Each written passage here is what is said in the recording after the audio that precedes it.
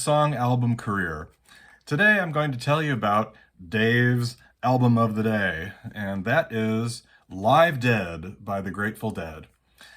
Now, a lot of people know, of course, a lot of you watching know that I'm a Beatle fan and that I do a Beatle podcast, and Beatles have been a huge part of my life for many, many, many years. But by the same token, I could say that the Grateful Dead have been a part of my life and my musical life and musical influence as well.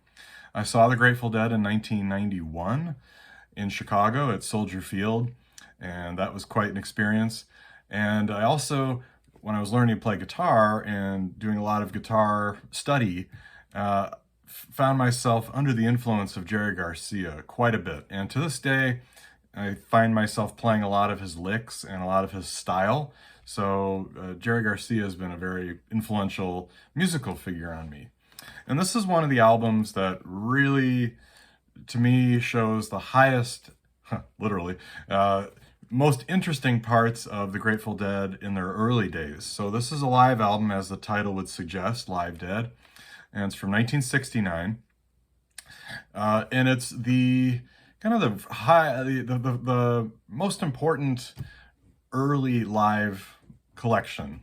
And the reason for that is there's a set of 3 songs at the beginning that the Dead would play a lot in their early days, from 68, 69, 70, 71, until the mid 70s or so.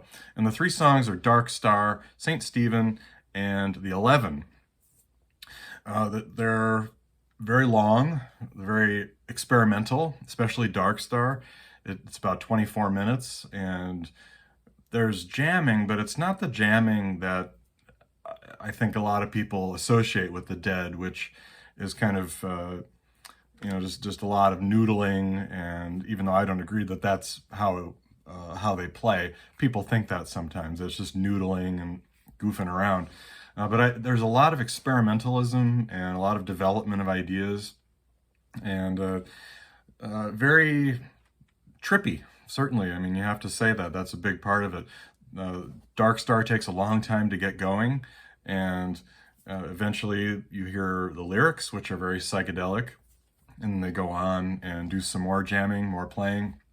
Moves into St. Stephen, another actual song that has verse, chorus, and quite a good rock and groove. And then it moves into the 11 after some jamming. And the 11 is, the reason why it's called that is because of the time signature. So it's in 11/8 or 11/4 time. So it's an irregular meter, which I find very interesting. After that, you get Turn On Your Love Light, which was a big feature for Pigpen, who was the keyboardist and bluesy singer from the Dead. Another really long tune, a little bit repetitive, not one of my favorites. I'm not the hugest Pigpen fan, but he was important for the early Dead. Then there's a cover called Death Don't Have No Mercy by the Reverend Gary Davis, which is a very slow blues, and Jerry's guitar is really fuzzed up and just really aggressive sounding, which makes sense because the song is about death, and death don't have no mercy. So that's a really interesting song cover that they played. Then there's a section of feedback. This you might want to skip unless you're in the mood. It's about 7 minutes of feedback. And then they ended with And We Bid You Good Night, which is just an a cappella little sign-off for the night. So if you're at all interested in the early Dead, and I'm talking like 69, 70, which is my favorite period, I'd say my favorite period is from 68 until 72, 73, Wake of the Flood period. You can't go wrong with Live Dead, and I think it'll inspire you to explore more of this. Now, you have to be in the mood, and it's not something you're going to put on all the time to sit down and listen to 24-minute songs, but it really does put you in a particular frame of mind, and I think you get to hear the talent and playing of the Dead. They've got an amazing bass player, Phil Lesh. They have Bob Weir is an excellent rhythm guitar player, very creative. Jerry Garcia, of course. They had Tom Constantin, who was a keyboardist, played organ on a couple of the earlier albums, and really gives a trippy kind of experimental bluesy sound.